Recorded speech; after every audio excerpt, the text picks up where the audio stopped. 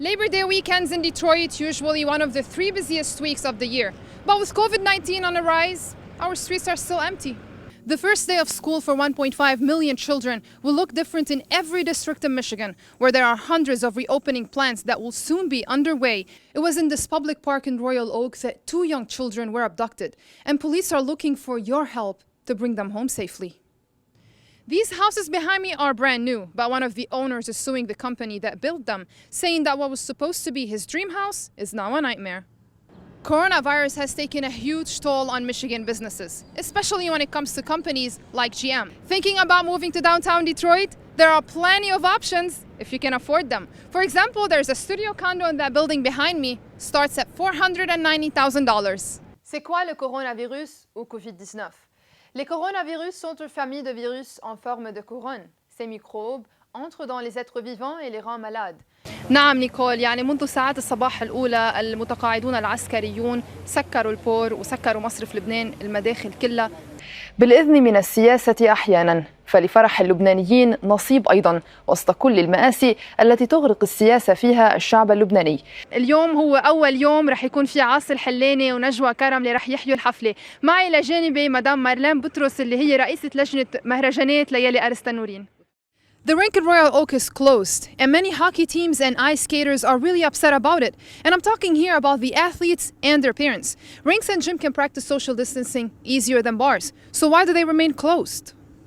Gyms, movie theaters, bowling alleys, and ice rinks all closed in March when Governor Whitmer imposed the stay home, stay safe order. As coronavirus restrictions have eased, many businesses have reopened, at least partially. But many are still closed, and these businesses are struggling. In Royal Oak, the John Lindell Ice Arena is home to hockey leagues, public skating, and the new Edge Figure Skating Club. Well, figure skating is a pretty social distance sport in the first place. A lot of the skaters will be working on their own programs separately from each other. The coaches are on ice making sure that their students are not in a place that puts them physically at risk, and to do so actually requires them to be pretty far apart.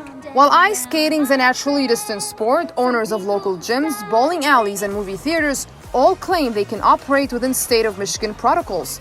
So why then are they being kept closed while businesses that seem to have much more risk are open? I am losing money at an incredible rate. People are losing jobs, businesses are closing, and yet for every business closed, 2 are open. It just doesn't make any sense. We take this very seriously, and the decisions that I will make in the coming days and announce are made in a way that will be protecting athletes and families and coaches and parents and patrons, our small business owners as well. Governor Whitmer has said that she will not be bullied into opening businesses too early. She says that she is worried that these businesses won't be able to keep their customers safe. When we come back, there will be social distancing. Many of the skaters will arrive with their skates on. The facility will have markings so that people stay 6 feet apart. They'll be skating with masks. I think we've got enough adherence to all the proper protocols to keep people safe while skating. And it's not just about keeping people safe. It's about keeping people employed and keeping businesses running. Obviously, the loss of revenue of not having skaters there has an impact. There were people who work here who are not part of our club, but actually are employed by the city of Royal Oak who no longer have that job, have been laid off. In fact, my daughter is one of them. While being a member, she also did work separately at the rink from time to time. I have had to lay off 3/4 of my staff alone. I've got limited hours, limited capacities. If things don't change for me, I'm going to be spending the holidays in the unemployment line. Governor Whitmer is poised to make an announcement next week regarding the reopening of gyms that have been closed for nearly 6 months due to COVID-19. And people are asking, why close fitness centers and leave bars open? Detroit has always been known for its musical roots. Motown, jazz, rock and roll, techno. Alexander Jonesy has been part of that Detroit tradition, and he's adding to his legacy with a brand new CD called Play It Forward. Playing it forward is a play on pay it forward, and if you know that expression, it's basically about giving back. You know, only in our case we give back by playing music. I do a lot of fundraisers and charities in Detroit, So my son actually came up with it. We were going, what is the name? We talked about this connection with Detroit and all the good work that we try to do because we're so lucky and we want to give back. And we came up with Playing It Forward. You're going to know who James Lloyd is. He is one of the architects of the famous band Pieces of a Dream. You're going to know who Jeff Lorber is, Jeff Lorber Fusion. He's been making hit records since the late 70s. You're going to know Paul Jackson Jr., the great guitar player, Michael Thompson, the great guitar player, Selected of God, an amazing gospel choir from Detroit, David Mann, who did all of our horn arrangements, Gary Novak, the famous drummer. So no shortage of stars on the record. I could have stayed home. I didn't even need to play on it. Alexander, how are you getting along during this pandemic right now with the COVID-19 and everything going on? It was very rough in the beginning. I have to say, I think more rough because of the uncertainty. I think, we could all deal with the idea that, hey, sorry, you're not going to perform again for 3 months, for 6 months, but we really didn't know. So I don't think I did very well early on. I don't think any of my musical friends did. I do radio every week, and I had a lot of guests through the months on my show. Kenny G, Dave Koz, Jeff Lorber, Mesa, all these famous, and every one of them answered kind of like this. We've all gone through some form of post-traumatic stress disorder. It really is the same feeling. But now we're adjusting.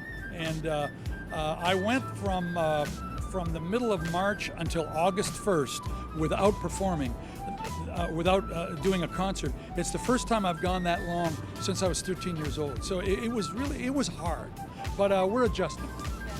Motor City Sway is the first single release on the CD. The CD will be out end of October, so make sure you get your copy. I'm pretty sure this will be the greatest hit. I'm Nordano, thank you for watching.